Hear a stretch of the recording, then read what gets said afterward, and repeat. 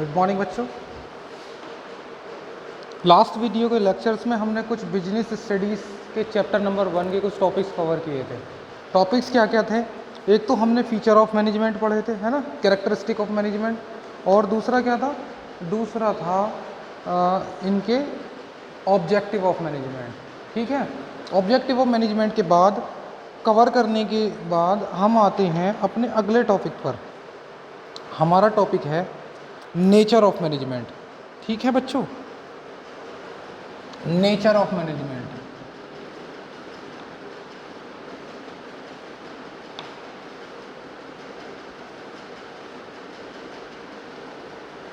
देखो, मैनेजमेंट के नेचर क्या होते हैं। हम बात कर रहे हैं मैनेजमेंट साइंस है या आर्ट है, इन चीज़ों की बातें करेंगे। ठीक है, तो पहले इसकी बेसिक थीम्स ये समझें कि साइंस का मीन्स क्या है। अगर साइंस होता है तो कब होता है, ठीक है, आर्ट होता है तो कब होता है।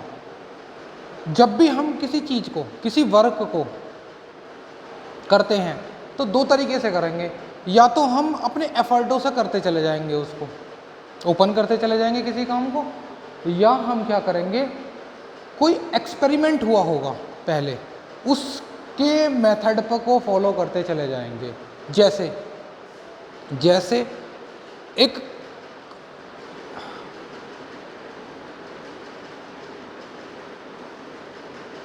है ना, बल्ब होता है, बल्ब होता है।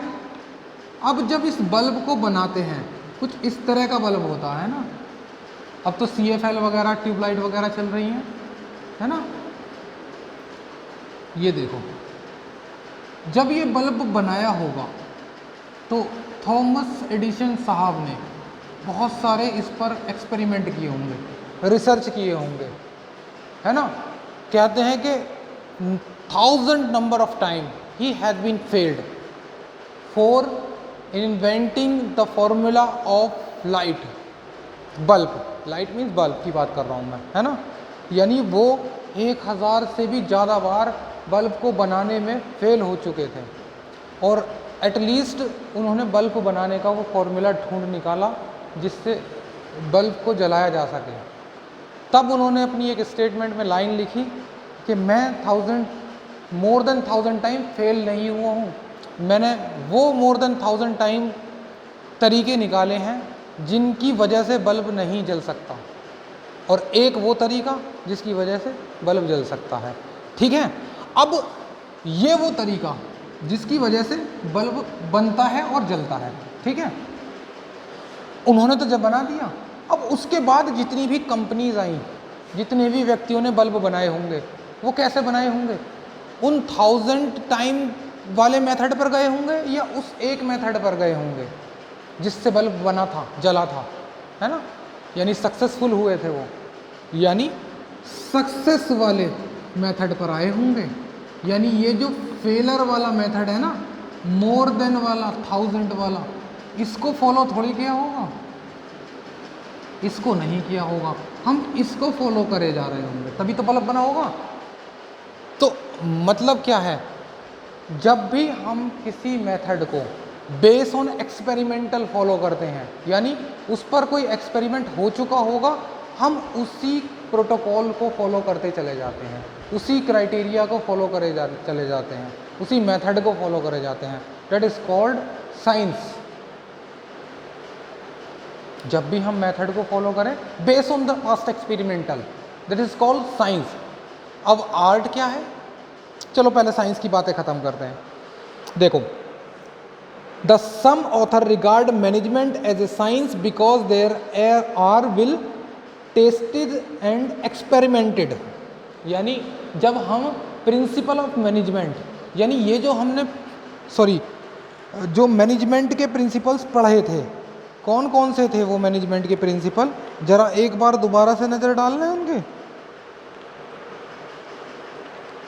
कैरेक्टरिस्टिक वगैरह ये सब कुछ हमने मॉडर्न कॉन्सेप्ट वगैरह पढ़े थे। तो आगे एक चैप्टर आएगा, वहाँ पर हम प्रिंसिपल मैनेजमेंट को और अच्छी तरीके से पढ़ेंगे, जो उन्होंने डेवलप किए थे टेलर एंड फेल्स वगैरह ने। लेकिन बात करते हैं यहाँ तक की कि टेलर ने जब प्रिंसिपल ऑफ मैनेजमेंट डेवलप किए या फेल्स ने प्रिंसिपल ऑफ मैनेजमेंट डेवलप किए, तो वो डेवलप करने के बाद उन्हीं मेथडों को फॉलो किया जा रहा होगा। दिस इज मीन्स एक्सपेरिमेंट कर चुके हैं वो। एक व्यक्ति थे टेलर एंड फ्योल्स, दो अलग अलग व्यक्ति थे, दोनों ने कुछ एक्सपेरिमेंट करे कि ऐसा होना चाहिए। कैसा? एग्जाम्पल के तौर पर एक ही एग्जाम्पल दूंगा उनके प्रिंसिपल का, कि मान लो एक व्यक्ति को हमने काम करने पर लगाया, जिसको मैंने पहली वीडियो में भी बताया था, फैटिग स्टडी कहते हैं उसे, है ना। प्रिंसिपल ऑफ मैनेजमेंट का एक रूल्स होता है फैटिग स्टडी, यानी फैटिग मीन्स हो जाना, थक जाना।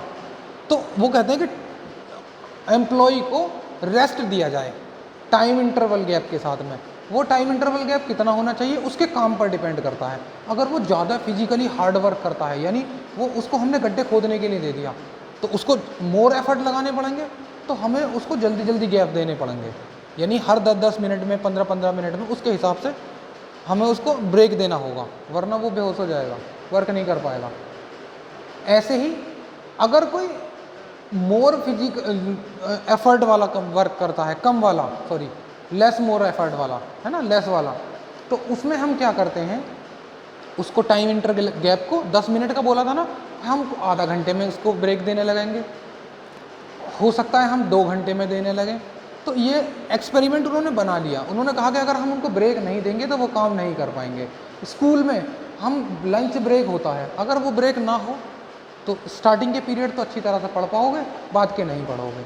इसका मतलब ये क्या है, ये फैटिग स्टडी है। यानी और देखो, हमने लंच ब्रेक तो दिया, साथ में हर पीरियड के बीच में एक ब्रेक होता है, यानी पीरियड को 30-40 मिनट्स या 50 मिनट्स का हमने बना दिया, उसके बाद पीरियड चेंज करा, यानी ब्रेक दे दिया ना, रिलैक्स करा 1-2 मिनट, फिर दूसरा टीचर आया और आपको भी रिलैक्स मिला और नया सब्जेक्ट या उसी सब्जेक्ट को कैरी किया। लेकिन अगर सोचो सुबह 8 बजे से लेकर दोपहर 1 बजे तक लगातार क्लास चल जाए, तो आधे बच्चों को वैन में ले जाना पड़ेगा यहाँ से लेटाकर, क्योंकि सारे बच्चे बेहोश हो जाएंगे। ये क्या कहती है, ये फैटिग स्टडी है in the base of experiment. क्यों करा होगा? जब उन्होंने देखा होगा कि जब हम लगातार किसी को काम कराए जा रहे हैं तो वो काम ही नहीं कर पाएगा। फिर एक्सपेरिमेंट किया कि भाई एक काम करो, इनको ब्रेक दिया जाए, तब देखें इनके काम के एफर्ट क्या है। जैसे ही ब्रेक दिया, एनर्जी प्रोड्यूस हुई, फिर दोबारा से काम पर लग गए, फिर ब्रेक दे दो, फिर एनर्जी प्रोड्यूस हुई। मतलब इतनी टाइम में ब्रेक देना है जितने टाइम में उनकी एनर्जी डिक्रीज हो, और इतने टाइम का ब्रेक देना है। कितने मिनट का देना है? आइडल टाइम बोलते हैं इस ब्रेक को। मानो हमने 10 मिनट का इंटरवल दिया, ब्रेक इंटरवल जो होता है, तो उस 10 मिनट को क्या कहते हैं हम? आइडल टाइम, यानी रेस्ट टाइम होता है वो। उस टाइम पर अब ये भी देखना है कि 10 मिनट का देना है या 2 मिनट का देना। हमें ये चेक करना होगा कि हमारा जो एम्प्लॉय है वो कितनी जल्दी रिकवर कर लेगा अपनी एनर्जी को, है ना।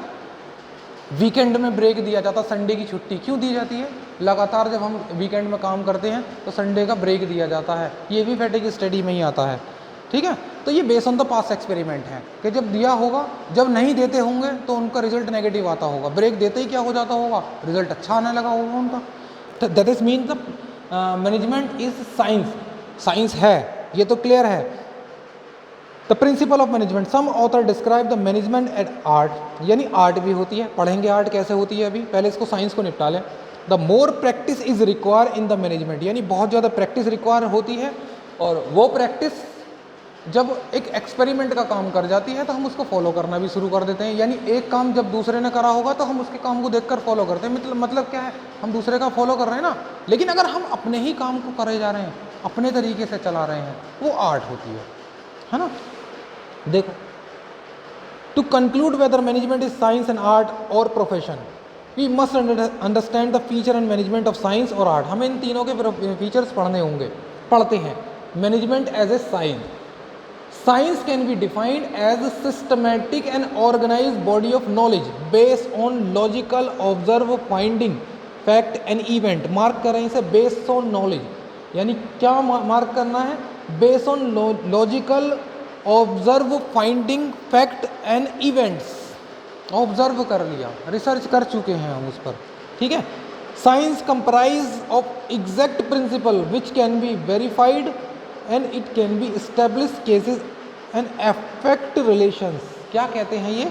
वेरीफाइड हो चुका है, रिसर्च हो चुका है, उसकी वेरिफिकेशन हो चुकी है। कोरोना टाइम चल रहा है, कोरोना की वैक्सीन पर वर्क करा जा रहा है। जब वो वैक्सीन का फॉर्मूला जनरेट कर लेंगे तो सभी कंपनीज उसी या वो कंपनी उसी मेथड पर वैक्सीन प्रोड्यूस करना शुरू कर देगी। तो जब वो रिसर्च कर चुके होंगे, एक ही साइंटिस्ट या कोई भी साइंटिस्ट डेवलप करेगा उसको, है ना, फिर उसके बिहाफ पर ये वैक्सीन बनाई जाएंगी। तो अब क्या है वो, दैट इज मीन्स साइंस, ये साइंस है क्योंकि एक्सपेरिमेंट बेस्ड चले जाते हैं ये, ठीक है। Systematic body of knowledge, main character होते हैं कि सिस्टमेटिक बॉडी ऑफ नॉलेज होती है, यानी नॉलेज के बेस पर काम किया जाता है। Is in the science organize a systematic study material available which is use to acquire the knowledge of science, यानी किस लिए ज़रूरत होती है, साइंस के लिए ज़रूरत होती है। पढ़ लेंगे बेटा इसे आराम से। Principle are based on experiment, most important feature है ये, है ना, क्या है ये, प्रिंसिपल बेस्ड ऑन एक्सपेरिमेंट। तो इसी की बात पर यहाँ हमारी वर्क चल रहा था, ठीक है। नेक्स्ट आ जाओ, यूनिवर्सल वैलिडिटी। अगर एक बार हमने एक्सपेरिमेंट कर लिया तो कहीं भी जाकर अप्लाई कर लो, काम करेगा ही करेगा, हर क्षेत्र में काम करेगा। कोरोना की वैक्सीन एक बार डेवलप हो गई तो चाहे वो कोल्ड वेदर में बात करें या हॉट वेदर में बात करें, यंग एज के व्यक्ति पर काम करें, ओल्ड एज के व्यक्ति पर काम करें, बच्चों पर काम करें, है ना, सभी पर काम करेगा। तो क्या है, यूनिवर्सल वैलिडिटी है।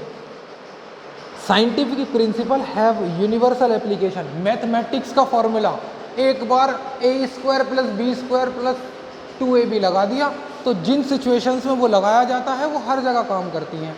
लेकिन बहुत सारे फॉर्मूले होते हैं, तुमने देखा होगा कि अभी कुछ बच्चों पर मैथ होगी 11th में, है ना, ट्रिग्नोमेट्री फंक्शंस लगाई जाती है, लॉ ऑफ इंडिसेस लगाए जाते हैं। लॉ ऑफ इंडिसेस कहता है कि a²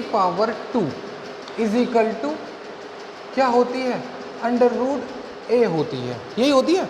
अब इस फॉर्मूले को एक्सपेरिमेंट हो चुका है इस पर, किसी भी सब्जेक्ट में जाकर, किसी भी चैप्टर में जाकर मैथ के अप्लाई करना, यही होना है, हर जगह एप्लीकेबल कर लेना इसे, ठीक है।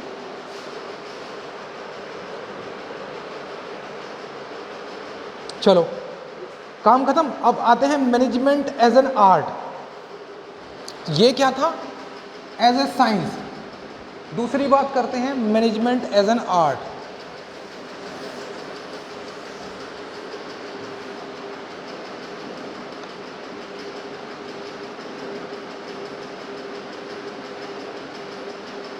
क्या है मैनेजमेंट आर्ट? साइंस बेस पर नहीं चल रहे हैं, प्रैक्टिकल बेस पर चल रहे हैं, रिसर्च नहीं कर रहे हैं। अब देख रहे हैं कि हमें सिचुएशन के हिसाब से चलना है।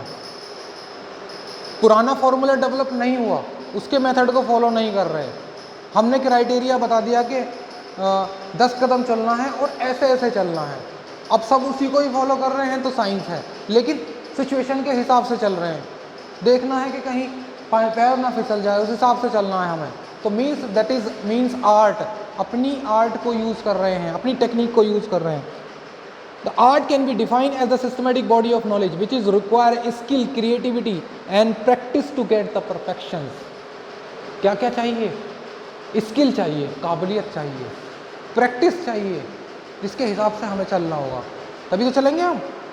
And creativity. तो पहला feature systematic body of knowledge, knowledge यहाँ भी होनी जरूरी है ना, तरीके की नॉलेज। अगले पर आते हैं इसके काम के। पर्सनलाइजेशन एप्लीकेशंस, हमें पर्सनल एप्लीकेशन अप्लाई करनी है, हमें सिचुएशन के हिसाब से चलना है, ठीक है। मैंने बताया एक तरीका आपको, वो तरीका क्या है, आपको हिल क्लाइंबिंग करनी है, पहाड़ पर चढ़ना है, तो कैसे चढ़ोगे भाई? अपने हिसाब से देखना है, वहाँ जाकर देखना है कि रास्ते किस तरह के हैं, रास्ते में वेदर कंडीशन किस तरह की है। तो अब आपको अपनी नॉलेज का यूज़ करना है, एक्सपेरिमेंट नहीं यूज़ करना। a² b² फॉर्मूला नहीं चलेगा, अल्फ़ा बीटा गामा नहीं चलने वाले, ठीक है। That is art. In the field of art only theoretical knowledge is not enough, यानी जो किताबी नॉलेज है वो काफ़ी नहीं है। Every artist must have personal skill, उसे अपने दिमाग का भी इस्तेमाल करना है, अपनी क्रिएटिविटी का इस्तेमाल करना है to apply the knowledge. For example, all musician learn same ragas, है ना, सेम राग सीखते हैं जितने भी म्यूज़िक। हाँ देखो, सबसे बहुत अच्छा एग्जाम्पल दिया है, जितने भी म्यूजिशियंस होते हैं जब वो सीखते हैं म्यूज़िक, तो उनको मेलोडीज़ वगैरह या और बहुत सारी चीज़ें सिखाई जाती हैं। दैट इज़ साइंस, क्योंकि वो पहले से ही डेवलप हो चुकी है। लेकिन जब वो परफॉर्म करते हैं तो परफॉर्म करते समय वो अपने हिसाब से क्रिएट करते हैं उन चीज़ों को, कब किसका कहाँ कैसे यूज़ करना है। That is art. But these apply, है ना, जब इन्हें अप्लाई करता है राग को according to their personal skill के हिसाब से करा जाता है। काम खत्म भाई, पढ़ लेना इसे। Base on practice and creativity. और ये किसके बेस पर था? Base on experiment. दो की पॉइंट है, की फंक्शन इंपॉर्टेंट मार्क कर लो। Base on experiment is science, base on practice and creativity is art. ठीक है, खत्म बात। साइंस और आर्ट की कहानी है ही खत्म।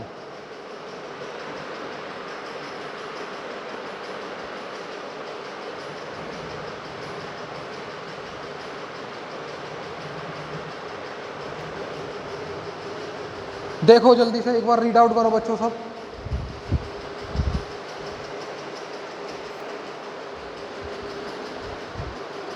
चलो, दो तरीके के हो गए, मैनेजमेंट साइंस भी हो चुका है, मैनेजमेंट आर्ट भी हो चुका है। अब आता है as an principle, as a principle, sorry profession. ठीक है, मैनेजमेंट एक प्रोफेशन की तरह भी काम करता है। साइंस है, आर्ट भी है, प्रोफेशंस भी है। क्यों? प्रोफेशंस कब होगा? देखो, प्रोफेशनल व्यक्ति कौन होते हैं? एक तो डॉक्टर होते हैं, इंजीनियर्स होते हैं, चार्टर्ड अकाउंटेंट होते हैं, टीचर्स होते हैं, ये लोग एडवोकेट्स होते हैं, ये लोग होते हैं आर्किटेक्चर्स होते हैं, ये प्रोफेशनल्स होते हैं। क्यों? क्योंकि इनके पास एक स्पेशल नॉलेज होती है जो हर किसी के पास नहीं होती। जो नॉलेज डॉक्टर के पास है वो डॉक्टरों के पास ही होती है और किसी के पास नहीं होती। जो एडवोकेट्स के पास होती है वो एडवोकेट्स के पास ही होती है। डॉक्टरेट डिग्री करनी होगी, एडवोकेट डिग्री लेनी होगी, है ना। टीचर्स के पास जो स्किल होता है वो टीचरों के पास ही होता है। तो यानी अगर मैनेजमेंट एक प्रोफेशन है तो इसका मतलब इसके लिए स्पेशल स्किल होना ज़रूरी है। साइंस के लिए क्या होना ज़रूरी था? साइंस के लिए ज़रूरी था बेस ऑन एक्सपेरिमेंट, और आर्ट के लिए base on practice and creativity, और प्रोफेशंस के लिए बेस ऑन पर्सनल स्किल। लिख लें बच्चों, एक काम करो, मैं वीडियो को पॉज करके इनकी तीनों की वो लिखता हूँ, नहीं है ना।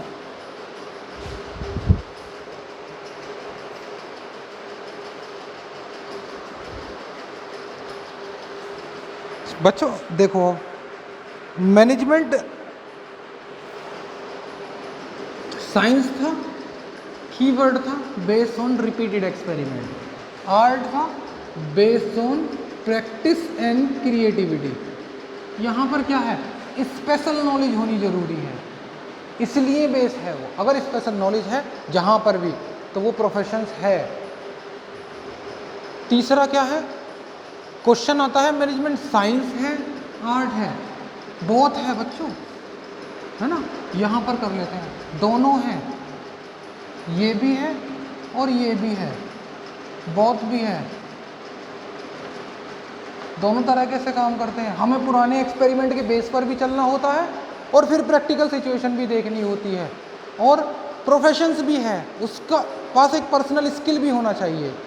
ठीक है, पढ़ो प्रोफेशंस वाले को। Well defined body of knowledge, इससे पहले वाले में क्या था? इन दोनों में सिस्टमेटिक बॉडी ऑफ नॉलेज था, तरीके की नॉलेज होनी चाहिए, लेकिन यहाँ तो वेल डिफाइन होनी चाहिए। MBA क्या होता है?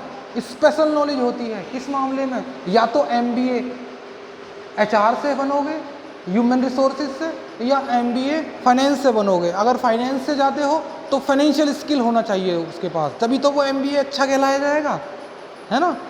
बीटेक इंजीनियर्स अलग अलग स्ट्रीम से होती हैं। कहाँ से? कि अगर सिविल से करना चाहते हो, इलेक्ट्रिकल, मैकेनिकल, कंप्यूटर साइंस, तो जिसमें भी जाएगा उसके पास स्पेशल स्किल ही होगा। ठीक है, आगे आ जाओ। रेस्ट्रिक्टेड एंट्री, क्यों है रेस्ट्रिक्टेड एंट्री? हर कोई नहीं आ सकता, only those person can entered in this profession who have a personal skill, special skill। ठीक है, देखो the entry of the profession is restricted through an examination, examination और डिग्री के बाद ही आएगा, तभी तो स्किल डेवलप, उसका स्किल तो प्रैक्टिस से डेवलप हो जाएगा जब वो स्टडी कर रहा होगा। लेकिन ऑथराइज कब होगा, सर्टिफाइड कब होगा? एक चार्टेड अकाउंटेंट कब चार्टेड अकाउंटेंट बनता है?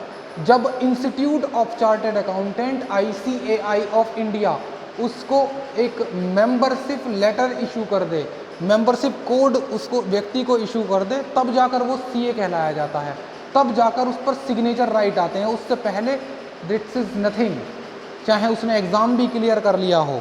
ठीक है, एक MBBS doctor qualified examination qualified करने के बाद वो क्या करें? ऑफिस खोलकर बैठ जाए, डॉक्टर बन जाए? वो नहीं, उसको जो ऑर्गेनाइजेशंस होती है उसकी, जो उसको एग्ज़ाम कंडक्ट कराती है, एग्ज़ाम का पास का रिजल्ट तो उसको दे दिया, लेकिन तब तक वो प्रैक्टिस नहीं करेगा, तब तक वो वर्क नहीं करेगा जब तक उसकी जो कंसर्न्ड ऑर्गेनाइजेशन है उसको मेंबरशिप नंबर और मेंबरशिप कार्ड ना दे दे, परमिशन ना दे दे।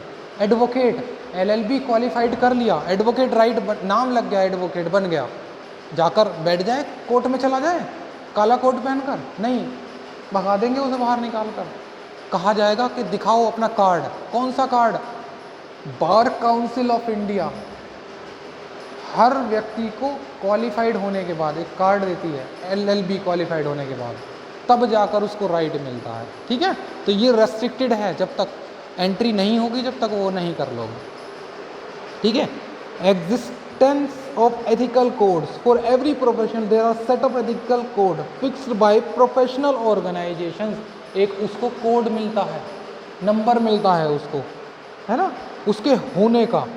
एग्जिस्टेंस ऑफ कोड यानी जैसे आपको क्लास में रोल नंबर प्रोवाइड कराया जाता है तो आपके नाम से ज़्यादा आपके रोल नंबर की वैल्यू है। CBSE नहीं जानता आपके पर्सनल नेम के आपको कौन हो, लेकिन CBSE आपके रोल नंबर और सबसे ज़्यादा SR number, student registration number, तो आपको कोड मिला ना स्टूडेंट रजिस्ट्रेशन नंबर का। ऐसे ही हर डॉक्टर को, डॉक्टर के जो प्रोफेशनल्स के जो कंसर्न ऑर्गेनाइजेशन होती है वो देते हैं, एडवोकेट को बार काउंसिल ऑफ इंडिया देती है, तो उनको एक कोड नंबर दिया था इसी तरीके का।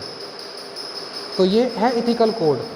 सर्विस मोटिव, सर्विस ही देते हैं बेटा इसमें तो, है ना, इनका मोटिव क्या होता है? सर्विस देना, खत्म बात। तो ये था हमारे management both science and art. इसके बाद नेक्स्ट वीडियो में एज पॉसिबल हम नेक्स्ट टॉपिक को कवर करेंगे। ठीक है बेटा, थैंक यू।